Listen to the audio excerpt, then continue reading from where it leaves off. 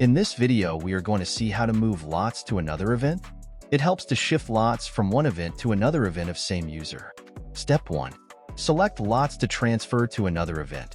To make it happen, let's go to Draft page. For that, let's click on Manage Auction option, then My Account option, and here we can see Draft option. Only Draft event have Move Lots option. Now click on Draft button. Here we have multiple event is in draft. Temp surplus machines event lots moving into water filters event. Let's click on Manage Auction button. Step 2, Move Lots. In Lot Options button, we have Move Lots option. Here we can select Water Filters event option and drop down.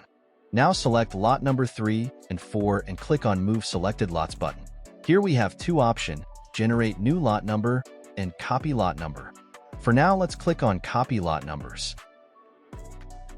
In Water Filters event, we can see lot number 3 and 4 is moved. Now let's try moving same number lots to understand duplicate lot number. For that, let's click on Draft button. Now click on Temp Collect Cards event. Manage Auction button. Move Lots option is visible inside Lot Options. Now select Water Filters option from drop-down and select lot number 3 and 4, which is similar lot number we earlier move in Water Filter event. Click on Move Selected Lots button.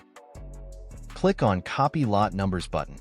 Here we can see error shows lot number must be unique, as lot number cannot be same in an event. Now let's select same lot 3 and 4 and click on Move Selected Lots button. Now click on Generate New Lot Numbers button. Generate New Lot Numbers create lots with new number. On successful Move Lots, we redirect to Move Lot event, which is Water Filter event.